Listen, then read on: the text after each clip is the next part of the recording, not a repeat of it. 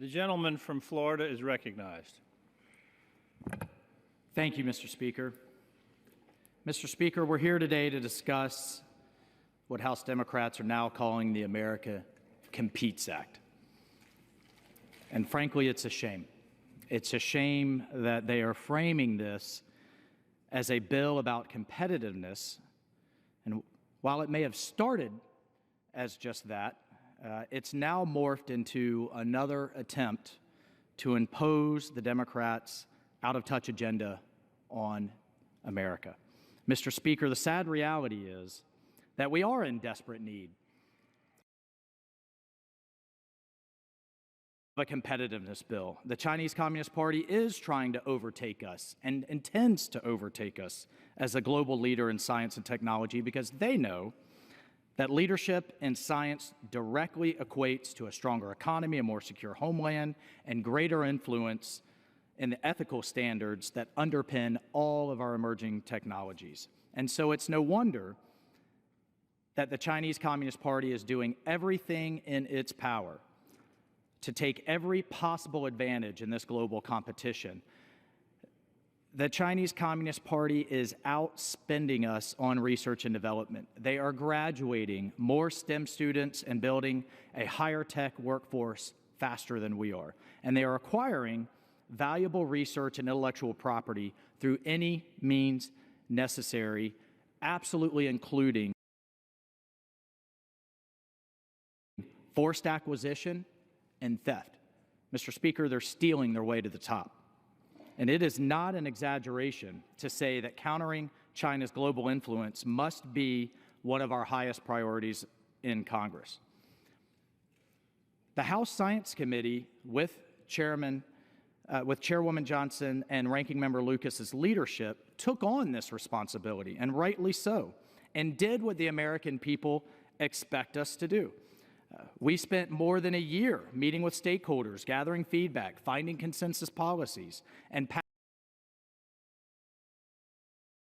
passing bipartisan legislation. In total, with their leadership and with the great work of the Science Committee, we passed a dozen bills to double down on the investment in transformative basic research, build our STEM workforce, and strategically support the most emerging technologies like artificial intelligence, quantum science, and advanced manufacturing. And while those bills you'll hear about today, you'll hear about all of those bills that are in this package, it is inaccurate to say this is a China bill or a competitiveness bill.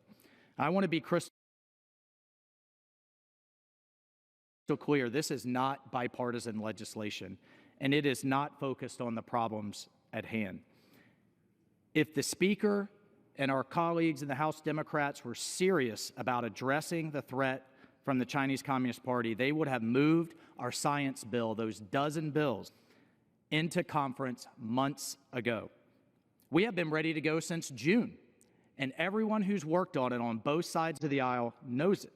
That's when the two core elements of our package passed the House with overwhelming bipartisan support. But instead, this body wasted all summer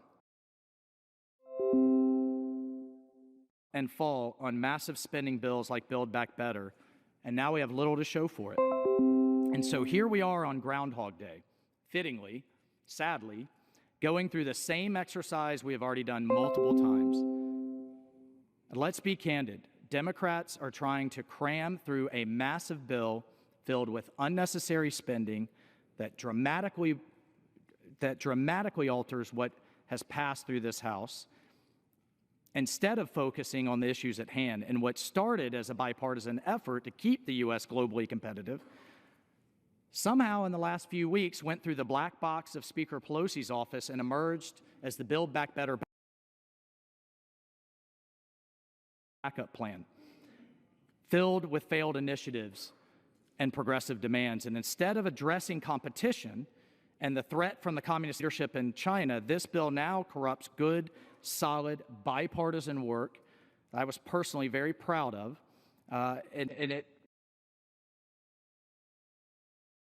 it corrupts it with thousands of pages of irrelevant policies.